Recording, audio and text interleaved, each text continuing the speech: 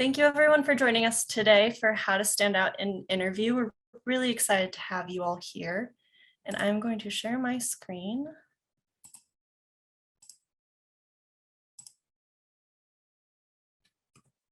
So a few housekeeping things real quick. If you are here and wanting to receive Compass, Passport, or Connect points, that's great. We'll be using the Zoom meeting registration and attendance report for that. So no need to email anybody about that. Just give us a few days to get that into our system. And we are recording today, and this will be posted on our YouTube channel. So if you would like to watch this again or pass it along to a friend, that will be also available in a couple days' time. And then after the event, probably tomorrow, we'll be sending out an email with a few resources that are mentioned today. So look out for that email as well. But again, thank you for coming. We have a great panelist today. I myself am the moderator. My name is Kelsey Nager. I'm the Employer Relations Coordinator at the Career Development Center at USD. I work to connect employers to our campus through these types of sessions, career fairs, interview days, etc. I'm also a USD alum and in the MBA program, so Torero through and through. I'd like to pass it off to my colleague, Kelly, who will introduce herself as well.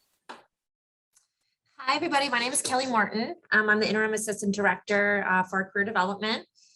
Excited to do today's presentation. Also know we work with passport points. And so for those of you that are looking to get passport points, you need to have your cameras on to get points today. So please go ahead and do that now.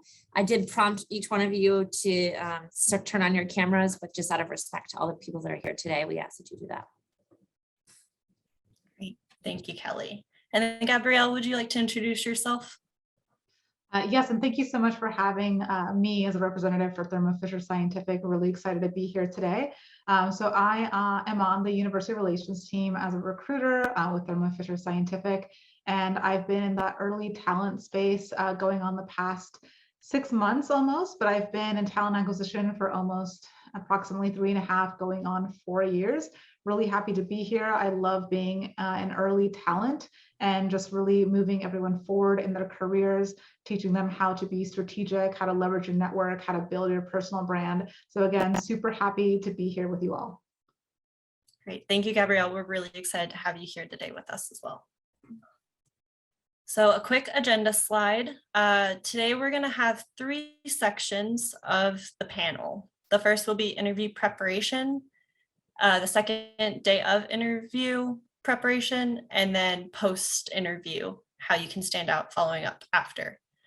So we'll ask the panelists some questions, and then we'll open it up for Q&A to that specific topic. So interview prep, day of, and post. At the end of this whole hour or two, we hope to have some time for general Q&A. So we'll start off with the first section, and I'll show you the questions, and you can kind of start thinking of questions you'd like to ask at the end of that section as well. And then just a quick housekeeping item too, please keep your mics muted unless you are asking a question to the panelists, just out of respect for background noise. Okay. So the first section, as promised, is interview preparation. And the first question we'll be asking is, how should students prepare for an interview? And then the kinds of information students should research about the organization and the interviewer. What our panelists recommend a student wear to an interview, and what are technical tips recommended for virtual interviews. So start thinking if there's anything we missed that you would like to ask after this section. So the first question goes to our career counselor, Kelly. How should students prepare for an interview? This is actually one of the big topics that I have people come in for appointments. There's kind of 3 facets to it that we suggest is research, knowing yourself, your strengths and your weaknesses, being aware of the questions that will, top 10 questions, top 15 might potentially be asked. And then also having questions prepared for the employer, I think are kind of the areas that we usually focus in on our appointments. I always say that, in preparing for questions, oftentimes I see my students that are writing out a very long, descript ways to answer questions. And we are a big advocate of the STAR interview method, which is something I can certainly get into more, but understanding the behavioral interview questions, situation, task, action, and result is really kind of the key in understanding how to practice how you want to answer questions efficiently for the interview. Lastly, it's just really understanding what's the premise or the objective behind each question. I think is really clarifying for students. It's often really nerve-wracking to be asked that question of what's your biggest weakness. But when, I share with students, hey, this is a simulation in their eyes of a way of creating stress, see how prepared you are. It could be a potential way of how you're handling a difficult customer. It doesn't always necessarily feel like some sort of trick because we know in interviewing, sometimes people don't give us the visceral smiles and the responses that we get in everyday interactions that we're connecting with that person. So it can kind of sometimes throw us off balance. But again, understanding and clarifying why each question is being asked, I think is really helpful. Great, thank you, Kelly. And I know we'll get into those behavioral type questions and that STAR method later in this panel as well. But one thing Kelly mentioned was research, and that kind of leads into our next question for Gabrielle of what kinds of information should students research about the organization and about the interviewer themselves? Sure, absolutely. So when it comes to the organization, for sure, I would visit that organization's website, such as us, and just take a look at what is the mission and vision. How do they articulate their company's culture? What are some things that are really important to them? So for example, if you're looking for maybe not necessarily business opportunity, but something that just happened today, so a real-time example, someone who's looking to do corporate sustainability or like environmental policy. One of the things that I suggest to candidates to look at in advance is, what is our commitment to CSR? Look at our reports that are published publicly on our website to see, how they're invested in doing that kind of research and level of commitment to being corporate social responsibility. So something to that effect. So make sure you're doing research outside of just the company's mission and vision, but also whatever is germane to your background for the opportunities that we're looking at. For something that's more business related, I would suggest, seeing where we are in the news, seeing that's something that's coming straight from Mark Casper, like he'll do a lot of discussions or spots on Mad Money, for example. So just kind of make sure you're doing a deep dive in terms of what's the most salient to your background, in addition to what the mission and vision of an organization is as well. When it comes to the interviewers, I would definitely say, even when it's starting out with a recruiter, because usually you'll move from recruiter to hiring manager and maybe a hiring manager's colleague, make sure you're doing the background on the recruiter as well, just to see, what is their specialties, what are some things that they look for in candidates, just going by their LinkedIn profile, so you can get kind of like a taste of what their background is like. Those are things to bring up in the interview as well, just to make sure that you're doing your research. When it comes to the hiring managers, for sure, I always give the advice of make sure you thoroughly stalk them on LinkedIn for additional conversational points, be able to speak to their background and ask some questions, like maybe their background is in line with the role that they're in now. Maybe it's not. Similar to myself, my current background does lead into what I'm doing today, but my 2 previous degrees are not particularly relevant, at least from the superficial view of how to be in talent acquisition, having like a background in philosophy and theology. And so sometimes hiring managers, for example, I have some who have a degree in maybe psychology, or maybe I even had one who was in law school, but now he's in business, right? So something to that effect. So make sure you're doing a history on their background as well, to kind of talk about like, how did you make that career journey? Like, how did you make that transition for something that doesn't necessarily look like it aligns with being in the role that they are today? Can I just add one more piece? I think that's really beneficial is looking at Glassdoor. And looking at Glassdoor, for those of you that are aware of it, it's basically it's basically Yelp of companies. And so there's some really good intel in there about the organization, about people that are previously interviewed there. And so dig around in there, find some good stuff too. Hopefully it'll be helpful in kind of preparing and understanding what to expect from the interview, and also prompt you to maybe hopefully come up with some good questions. Thank you both. As you can see, there's lots of different ways to research the company, their website, the press releases that they submit, the LinkedIn profiles of the interviewers themselves, and Glassdoor. So those are all great resources, and there's a plethora of others as well out there. So our next question is for both panelists. What do you recommend a student wear to an interview? Sure, I can go ahead and tackle that one first. So first off, definitely looking more business professional would be advisable. So usually like for example, for gentlemen, like a smart blazer, a dress shirt, or a tie, something to that effect. You don't need to be fully suited up, but just again, have that more professional persona. And again, like I would say, even though it sounds like a really small detail, nothing that's too visibly distracting. So for example, like I know I recommend that like no large jewelry, things that could like potentially catch the light. As you can see, I'm fully flooded by light right now.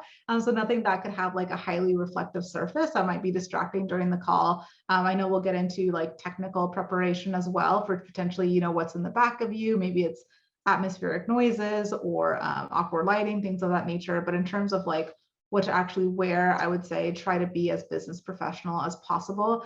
I'm also big into the neuroscience and color, or psychology of color, I should say. So some of the more things that really have that psychological emphasis, like I know blues, like different shades of blues tend to say that, you know, you're more into like a team player, different shades of gray, black, or even white. Tend to demonstrate a lot of leadership potential. Again, this is more like the psychology of color, but I feel like it really does make an impact into how people are perceived during that interview process, because again, like we're navigating this virtual space. It's not as telling as it might be being in person, like where you can read, as we talked about earlier, like body language, different cues. So you're really going on just mostly the visual that you're seeing over video. It was really in-depth. I learned a lot. Thank you. I have so much to do with my backgrounds. What do they say about a blur background? Does that mean I'm just overall nailing it across the board? I know, right? You're covering all aspects of the color spectrum. Yes. Oh, okay. So I think, you know, we get this question a lot, and of course it's varied since COVID. I don't think there's any surprises or anything, you know, astounding that I can add. I think the biggest issue that's just as important as what you're wearing is your internet connection. You know, that's one thing that I see a lot of students struggling with. It's just part of the prep, you know? So yeah, what are you going to wear? We got some good intel, but understanding, even at my house, there's certain places that have a better internet connection or not. Practice, go in a Zoom room and see how you look before and see how your internet looks, or call a friend. I think that's an important piece that's just as important as the top that you're wearing. We also do have a Pinterest page as well that kind of just goes into what is appropriate attire for an interview. There's many other scenarios people are preparing for as well, like informational interviews, you know, coffee chats, things like that. I think, you know, like kind of like a top that we all, you know, we have on the panelists. I mean, you don't have to necessarily always be wearing a suit, but something that isn't a sweatshirt, something that isn't necessarily a cotton shirt, but just shows that you put a little effort into it besides just what you wear in the day-to-day.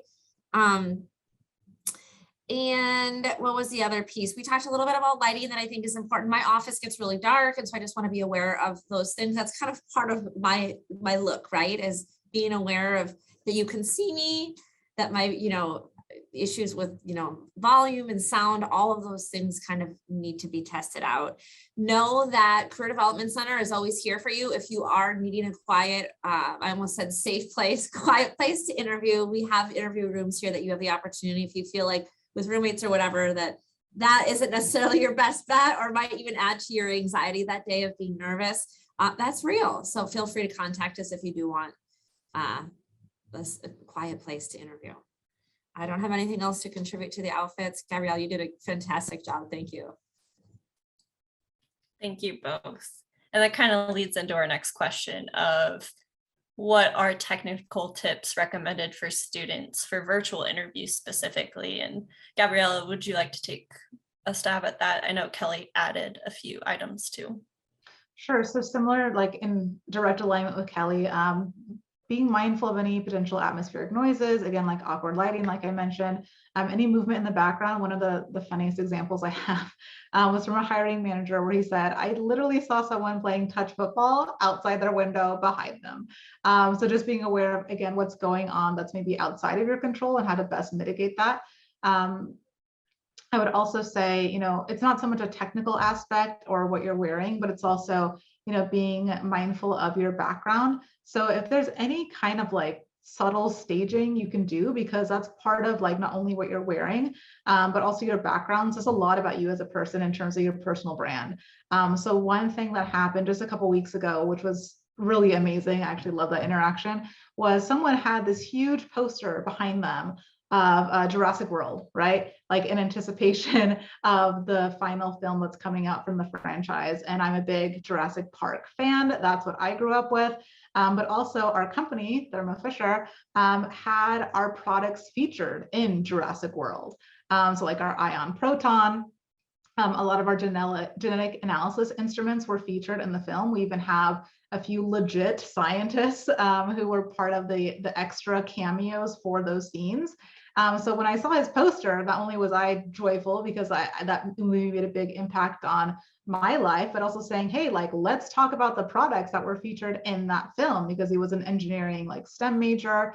So that was awesome. And again, like that's part of his personal brand. So if there's anything that gives insight into like who you are as a person, I would definitely try to feature things like that. That might be interesting touch points. There was even one candidate I remember, which was also like a great testimony, that the hiring manager behind him, he had a print from MC Escher, who's also one of my favorite artists.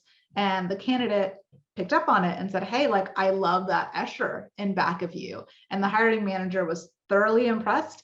So make sure you pick up on those kinds of details as well. Maybe they're not your personal details, but the details of the interviewer who you're engaging with on that video interview.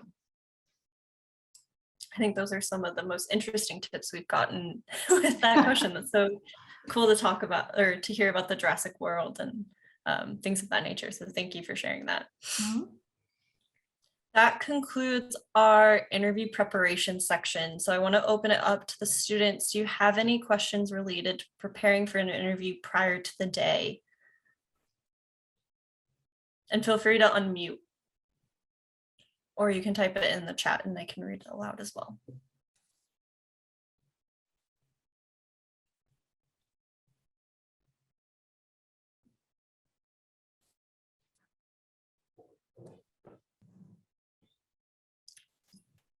Okay, I want to give people time to type.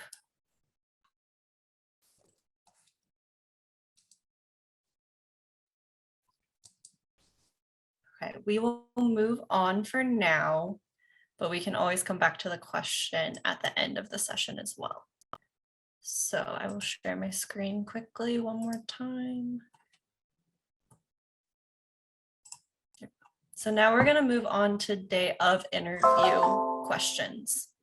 So the first few questions will be, how can a student make a strong first impression, and what are behavioral-based interview questions? How are they answered? We'll also discuss common questions to ask in common questions that are asked in an interview. And then some insight into if students have a disability, when is a good time to disclose that?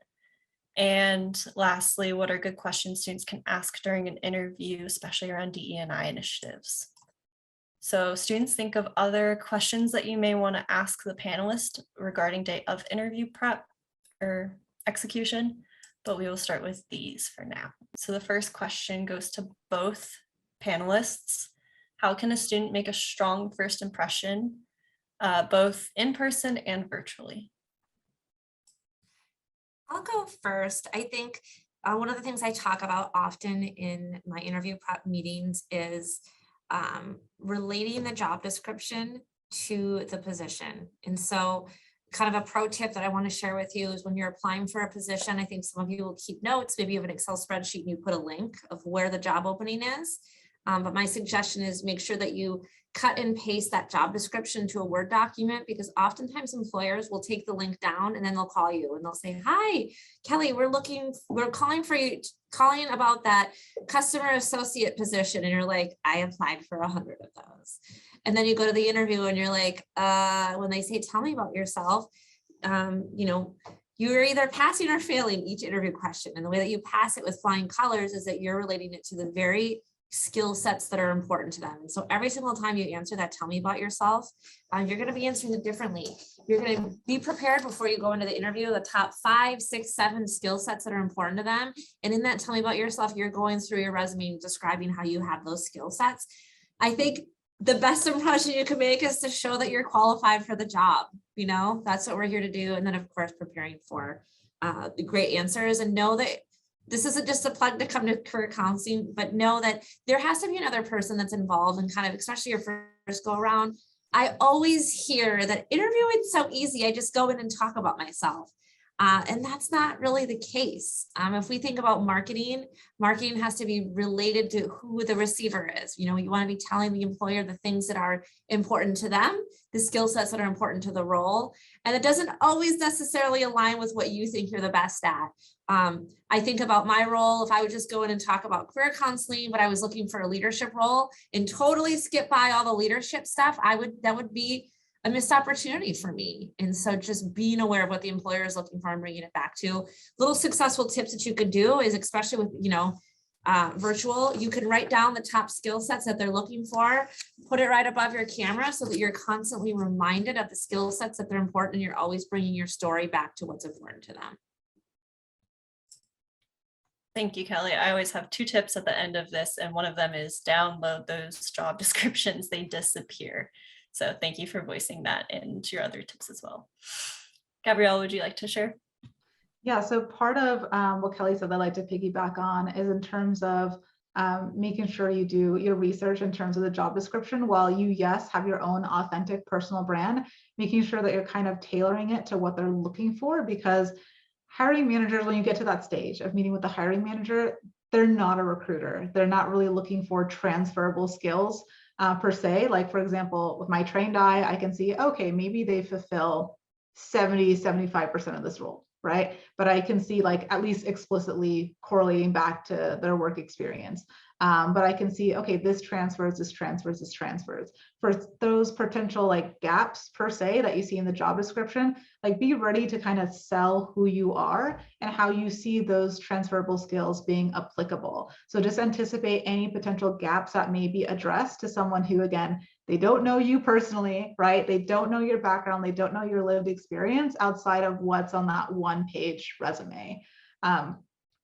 Also, in terms of, like, selling your brand as well, even though we're not expecting perfection or for you to be the subject matter expert in the role that you're applying for, it's not like a full-time opportunity where I expect to have like X amount of years doing, X amount of whatever it is for that role. I would say it's best to, again, like, adopt that persona of being a subject matter expert, like, be self-aware of what you're looking for, how this would translate into a long-term opportunity, since especially our internship roles are designed to pipeline into full-time opportunities post-graduation, but just something that you might be interested or exploring going forward. I think having that unique testimony of saying this opportunity with this company is going to be leveraged for X opportunity down the line is a really great testimony to have.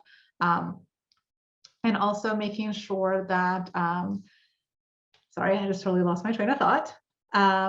Making sure that you're able to connect with those employers, the hiring manager on a personal level as well. So going back to doing that research of, looking up their profiles on LinkedIn, seeing what their background is. I think being able to speak to that during the interview really makes a great impression of, oh, well, I noticed you went to this school, or I noticed you participate in this like athletic division. For example, I have this one hiring manager who's a super avid biker, and he continues to do that. And so like he'll do a lot of our like stand up to cancer initiatives or like pedal the cause that involve being like athletic and raising funds for those types of opportunities. So I think having those unique moments of showing that you've done the research on them as a person as well makes a really strong first impression. Great, thank you, Gabrielle. That's a great tip. Our next question for day of interview is, what are behavioral-based interview questions and how do you answer them? And I'll give this one to Kelly, but Gabrielle, feel free to add at the end as well.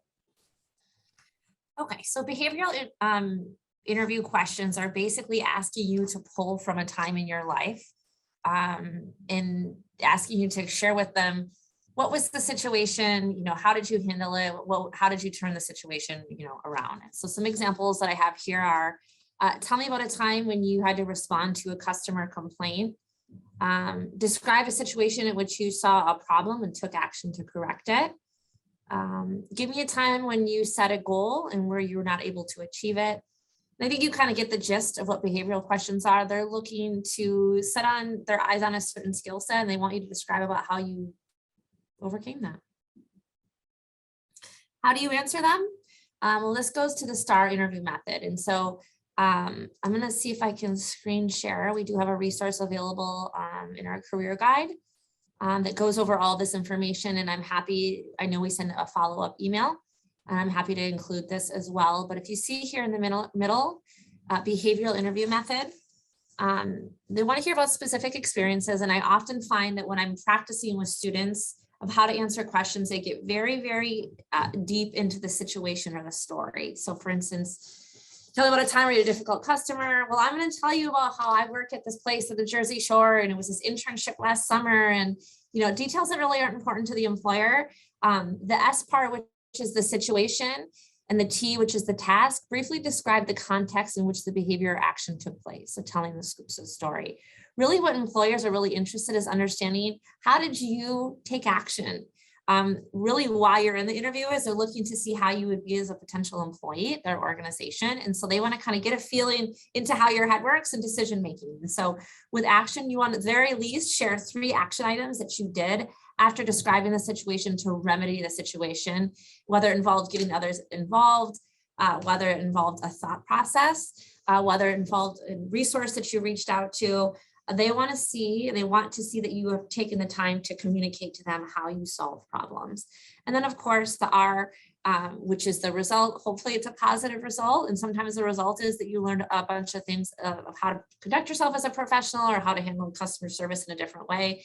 But this will help you prepare for your interview, as well as this is kind of your compass of how to answer questions in the interview, so that when we're nervous, when we get freaked out, or we're like, oh, I feel like I'm being thrown for a loop, gives us the ability to stay on track with answering the questions succinctly, and also the information that they're specifically looking for. Thank you, Kelly. I think like a great example of this is, tell me a time when you had to work with a difficult person, and you could use the group projects that you've had at school or committees you've been on at USD for different student orgs. And we had this project we had to do for a marketing class, and there was a student that was really struggling to attend our meetings. So I stepped up, took the lead, talked with everyone about their schedule, got a few things on the calendar, and we ended up being able to meet once a week for 3 weeks in a row, and we got to be on the project. And that is a great way of showing, like, what was the situation, the task, the actions you took to remedy it, and the result of the project too. Gabrielle, did you have anything you'd like to add to that? Sure. So if I may, this is kind of like a 2-for-1 special because it tackles part of the next question too. So our behavioral questions here at Thermo Fisher are actually a little unconventional, but I love them. I actually had a hand in developing these ones. So when we ask behavioral based questions, they're more to lean into insight about who you might be as a potential leader and how well you align with our company culture. So I'll give you a taste of what that looks like. So for us, when I get into the behavioral based side of the interview, I'll say, here at Thermo Fisher Scientific, we have a core value system known as our 4 I's, which are integrity, intensity, innovation, and involvement. And then I'll say, given your previous experiences, whether it's work related, a leadership activity, et cetera, what would you identify among that 4 I spectrum as your key strength as a leader, and why? And then, I'll hear what their unique testimony is. And then I'll say, on the flip side of that question, what would you say out of those 4 I values is your greatest opportunity for growth, and how do you see yourself advancing in that area? So sometimes I'll get something to the effect of, oh, well, innovation is my key strength because I've had XYZ experiences. I really love thinking out of the box and working with others and et cetera. But then they'll say, but I realize that intensity is an opportunity for development for me. I tend to like doing things at my own pace. And so I think it's better off if I demonstrate going forward, having that high degree of a sense of urgency, something to that effect. So again, not looking for one specific answer. That's a great opportunity for a candidate to just really shine and demonstrate that they're self-aware. They have a certain degree of, emotional intelligence in terms of seeing how what they do not only affects themselves, but affects others as well. So someone who can give that really holistic, comprehensive answer as to how they impact the bigger picture outside of themselves is just such an amazing testimony to hear. And so that's actually my favorite part of the interview, to dig into our behavioral-based leadership questions. That's great insight, especially into Thermo of the 4 I's. And I think a lot of companies are very similar in that they have values that they're looking for in their candidates. So if able to research those values in advance, that could also help you in answering these behavioral-based questions as well, similar to what Gabrielle just said too. Absolutely. And that's part of that, like, oh, go ahead. Sorry. No, go ahead. And I was just going to say, that's part of that extra step research where I was talking about, like, looking at our CSR, like our corporate sustainability reports, things like that, digging into our culture outside of our mission and vision. So thinking outside of the box of like anything that you're interested in, but anything that you think we might throw at you as something unique. Definitely. Were there any other questions that you commonly ask in interviews that you would like to share with students? Most of them are kind of like, I was gonna say lackluster, but that sounds terrible, but it's true. Are more like lackluster, like the standard question of like, oh, tell me about a time when you managed conflict with a colleague or something like that. Again, it's like they're not part of our behavioral questions that I ask personally. I know they are asked across our team, but I'd like to ask the ones that actually help people dig into where they're seeing them in that future speak. So kind of like our 4I values. The other ones I would say that are asked are more like in terms of the technical aspects of the resume. So for example, if I'm doing something that's STEM related, I'll say, tell me about your familiarity with like SolidWorks, Python, JavaScript, et cetera, like the 5 softwares that we usually use. And then again, it's more like a technical related interview, but in full transparency, most of our interviews have like that, I would say 80-20 split, like 80% behavioral and like 20% technical. That's really great to know too, that that technical side is important, but it's also important to have that holistic approach to the interview and know your strengths and weaknesses for those behavioral questions too. Exactly, because again, like I mentioned, our internships are designed to pipeline into future state full-time opportunities. So we're really looking for our philosophy, which I love, is that skills can be taught. We're really looking for that cultural, like personality alignment. Thank you. I really appreciate that insight. So our next question is for Kelly, and it is for students with disabilities. When is a good time to disclose the disability to an employer, and is it required? Thanks, Kelsey. I think this is a great question. I think, disabilities is a hot topic. I think that we've been having more discussions about lately from employer lens. And I think ultimately it's about how comfortable a student, whether it's an invisible disability or one that the employer can see. I think one thing that I pull from that I actually can share with students is called the Minnesota Matrix. And it's basically discussing the pros and cons, the advantages and disadvantages of various times that you could potentially share with an employer. If you choose to share with the employer that you have a disability, and it ranges from a timeline. So if you look at, is it a time to disclose your disability on your resume, the pros and cons, the advantages, the disadvantages, when the employer calls you for an interview, when you're in the meeting, during the interview, after the offer, on all the way down to maybe potentially never sharing with the employer. And I think for those of you that do have this on your mind, taking a look at this document, I think is really important because it kind of shares with you and supports you along every step of the way. Maybe you're currently working and this is something that's become an issue for you. Maybe you're going to be going into a work environment and you're curious how this could impact you. And so know that it's always an ongoing dialogue that we're happy to have with you, but also that this resource will be fantastic for you. So the answer is there is no answer depending upon what your comfort level is. Definitely so, but we will include the Minnesota matrix in the follow-up email to students afterwards. So if that's something that you would like to look at further, it'll be, you'll be able to find it in the email. So thank you, Kelly, for sharing that. The next question is for Gabrielle. What are good questions students can ask during an interview, and especially with DE&I initiatives? I know a lot of our students are interested in those topics. Sure. So I'll go with the general ones and then I'll dig into DE&I. So with the general ones, I would say, definitely have bolder questions, because not only do they kind of like turn the table on the hiring manager or the interviewer to make them dig into, where they are in the process as well. But for example, one of the favorite questions I suggest, usually do like a coaching session during the interview as well. I'll do like the last 7 minutes kind of coaching for that next stage of meeting the hiring manager. But one of the questions I say, ask them about their leadership style, right? Like, how do they like to lead with their team? So for example, for those who are not familiar with different like behavioral theories, like, are they a situational leader? Are they a transformative leader? Are they, do they subscribe to authentic leadership? Like things of that. Because again, like, even though you're only in the role for about 12 weeks, that can make a big impact going forward and seeing, do I want to return to work with this team, to work with this leader?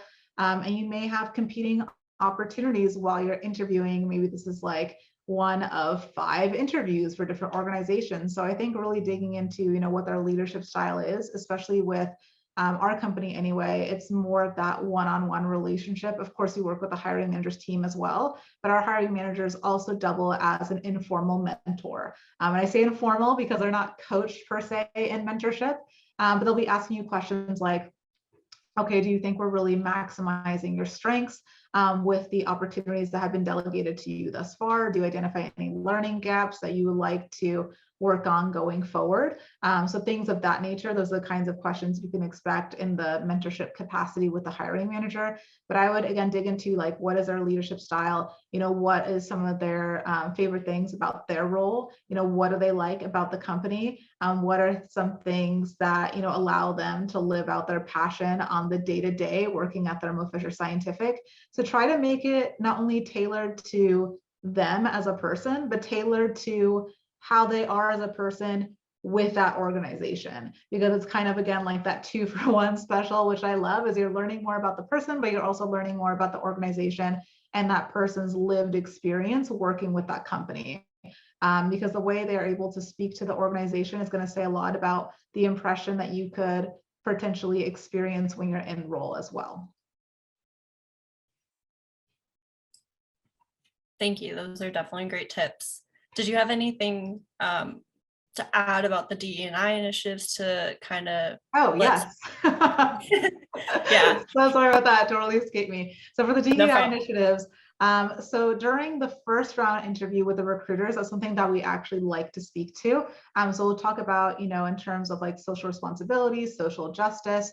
So for example, one of the projects that we're really proud of and just started this past fall season, so last fall, is our JUST project, which part of it is to hire 500 approximately plus HBCU interns over the next 3 years.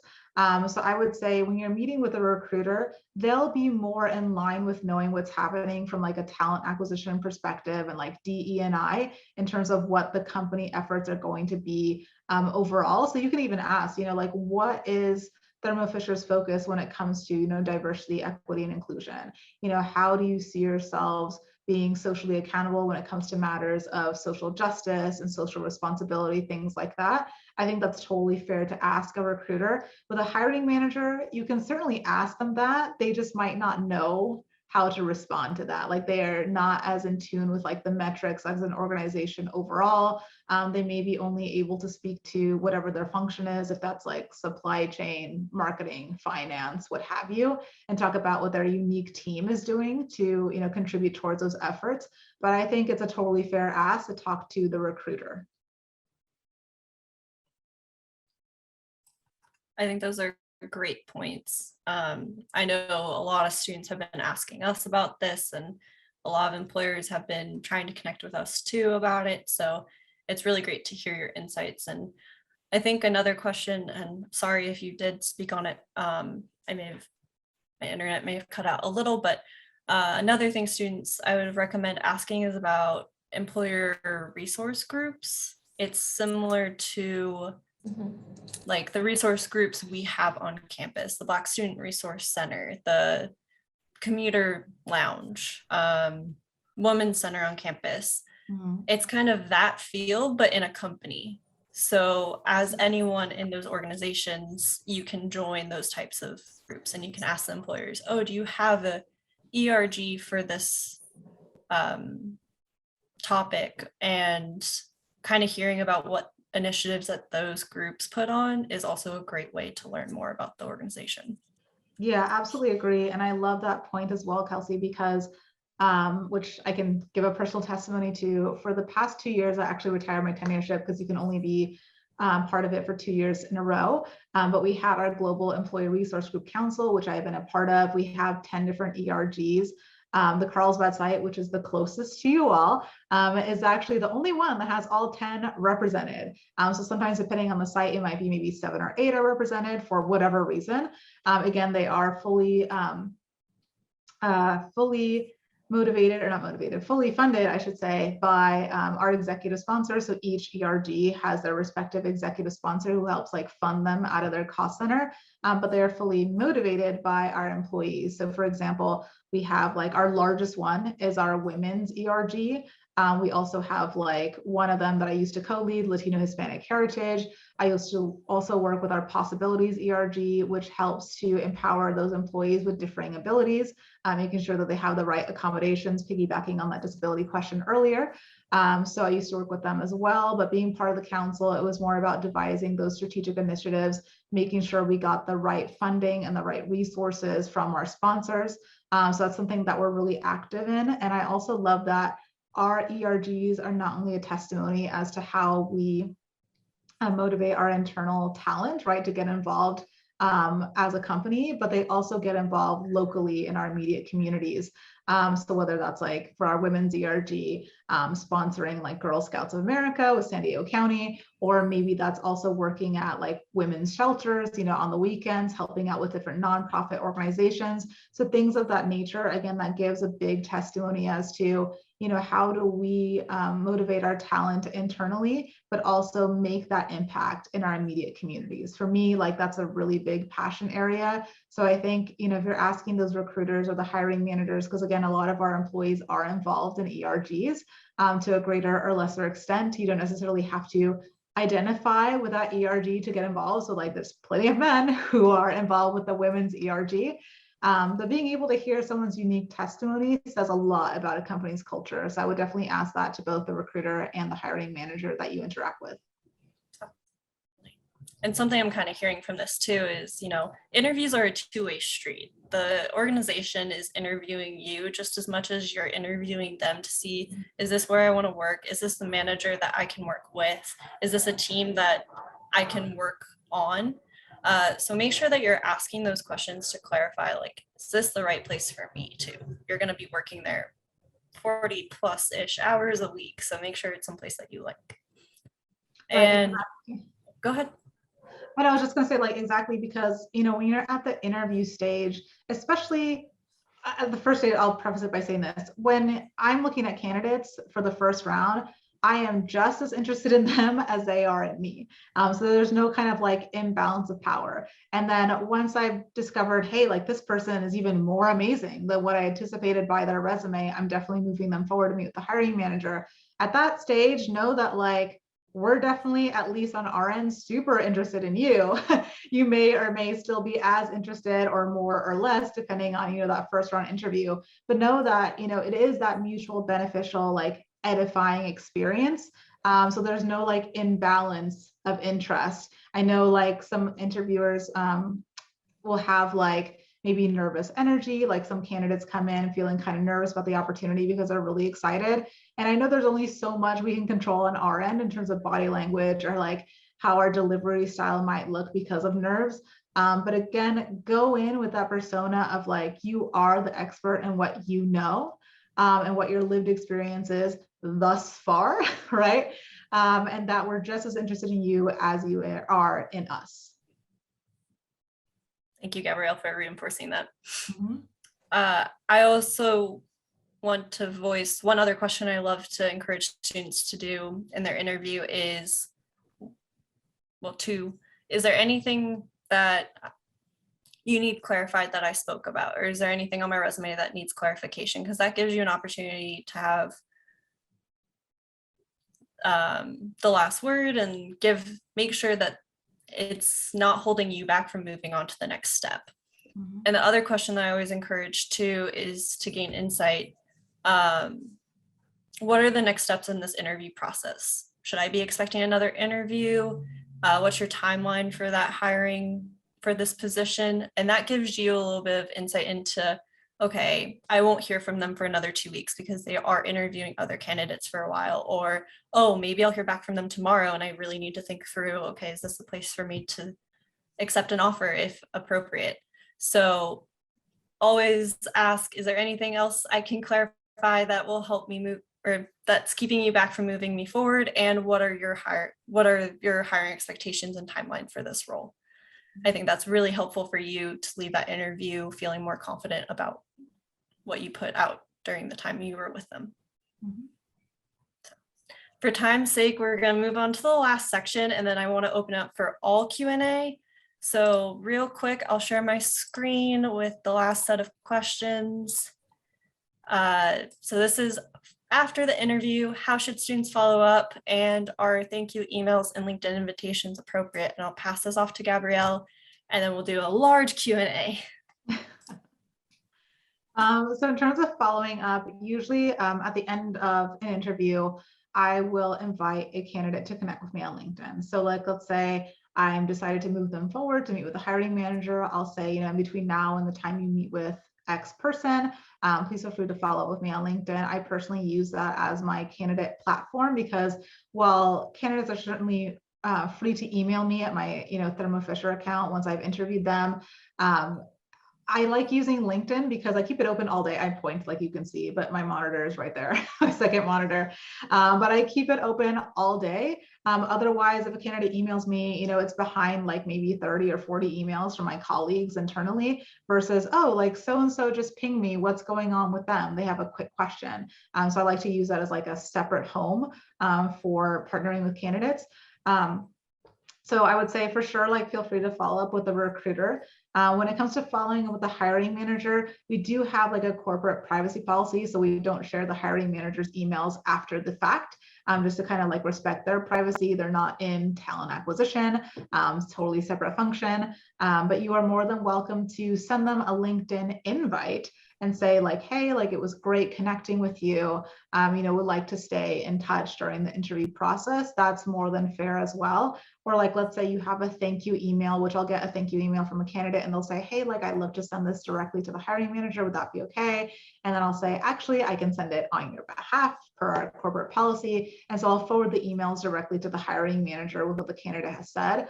But I would say it would also be to your advantage to send a separate LinkedIn invitation to the hiring manager as well, just to show that you're really assertive and determined and serious about the opportunity that you just interviewed for. And then also being mindful of thank you notes. Having a email is definitely better than having like a written thank you note. I mean, personally, I love written thank you notes, but in terms of timeliness of when it's actually going to get to someone, I would say make sure to send that email versus a handwritten thank you. Great tips, Gabrielle. And I think that's a really good, insightful piece for students to hear too, is that hiring managers may not be able to speak with a candidate during the hiring process after the interview. So if you do LinkedIn, try to connect with them and they don't respond, don't take it personally. They may not be able to.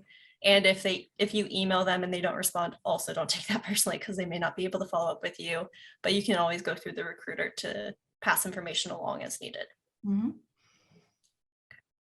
One tip that I always share in this, along with Kelly's download the job descriptions, for the third time I'll repeat that, download job descriptions, it's important, is keep an Excel file or a Word document or something to track your hiring or your applications. I know when I graduated from college and I was looking for jobs, I similarly was applying to jobs with very similar names to what Kelly was mentioning earlier. There's login information for various employers and websites. You may have contacts at certain locations. I kept a whole Excel spreadsheet of every single communication I had with an employer, which jobs I applied to, when I applied to them. If I had an interview, I wrote down the date of that so that if it had been 2 weeks, I knew to follow up with them. So I'd say keep an organized list of some sort, because you never know how many you'll apply to or if it'll be multiple positions at one organization, et cetera, et cetera. So stay organized, it's important. So I want to open it up to Q&A. This is your time. We have a great hiring manager right here, or a talent acquisition right here, and a career counselor. So please feel free to unmute or type in the chat your questions. This is your time.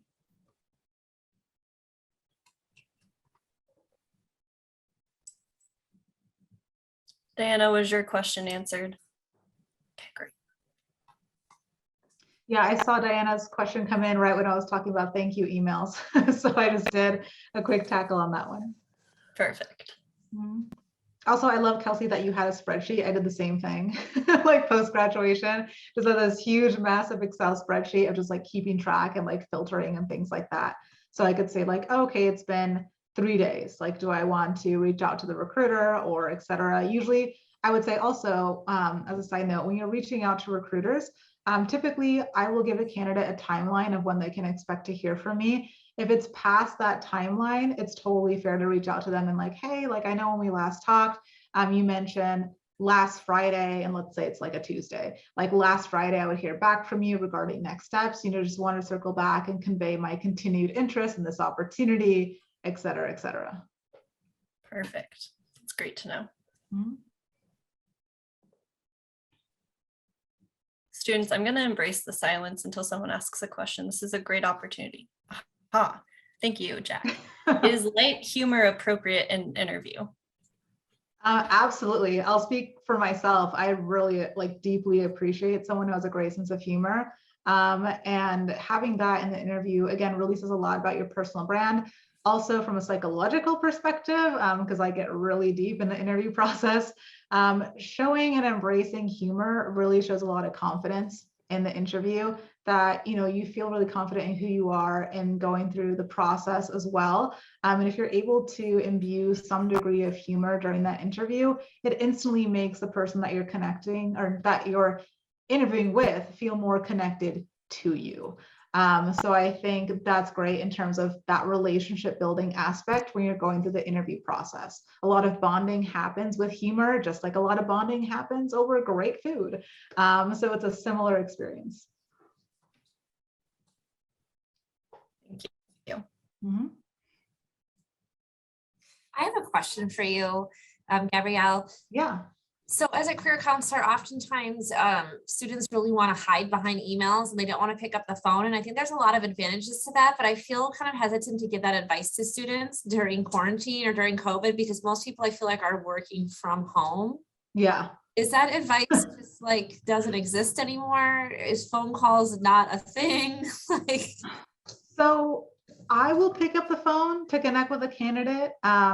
Usually it's kind of like, if I'm just trying to keep them abreast of a situation, like for example, let's say a hiring manager was supposed to give me feedback in X amount of time. It's been like another couple of days, kind of how I mentioned earlier.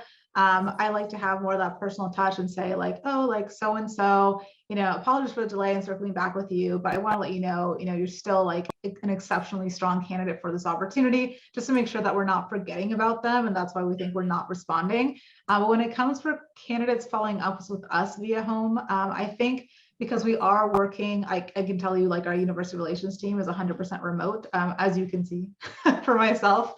So I think just having that part of work-life balance, I would go via email, unless the only exception I think where it's more appropriate to reach out via phone is like, let's say we're in the offer process. I've extended a verbal offer. The written offer has yet to be sent to you and you have some follow-up questions. I'll say, hey, if you have any quick questions, please feel free to call me because I know it's more complex to go back and forth constantly over email where it's like, oh, I had a question about like this benefit or a question about the relocation package or, you know, what does the background check look like? That can be a lot, like an arduous journey going back and forth via email. So if a candidate says, hey, like, I just want to do a phone call, that's totally fine. I'll make time for that. Or I'll even suggest, because sometimes they'll email me and say maybe like 4 or 5 questions about something that I may have discussed that they want to do a deep dive into, because we also realize when we extend offers to our interns or prospective interns, because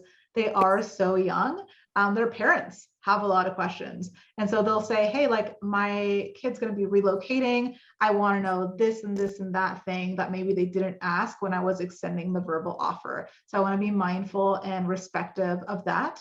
So I will definitely set aside time to do maybe like a 15-minute phone call, just like a follow-up post extension of the verbal offer. It's good to know. I mean, it sounds like phone conversations at the beginning, the first 75% of it, just, unless it's the interview, are kind of have gone to the wayside, which is really fascinating. Mm-hmm. Diversity of emails, right? Exactly. Like when we were on site, I would say instead of doing emails, gosh, like half of the day, like I would say, yeah, like 50 to 60% of the day was actually on phone.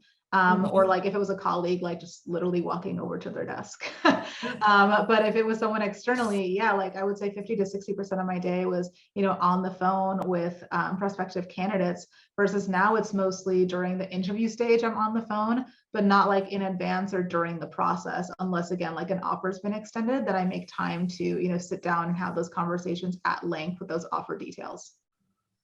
It's good to know. So asking for an appointment or a conversation, asking for a phone call, if they have, that would not just calling randomly would be best.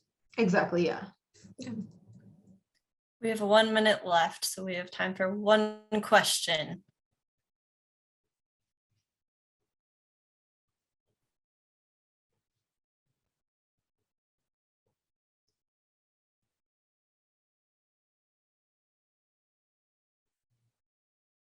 Okay, I will take that as no questions left. Students, please take the survey that I just linked in the chat. We'd love to hear your feedback about this event so we can improve in the future. And again, we'll be sending up a follow-up email with resources that were discussed today, probably tomorrow, so look out for that then. But have a great evening and thank you for joining us.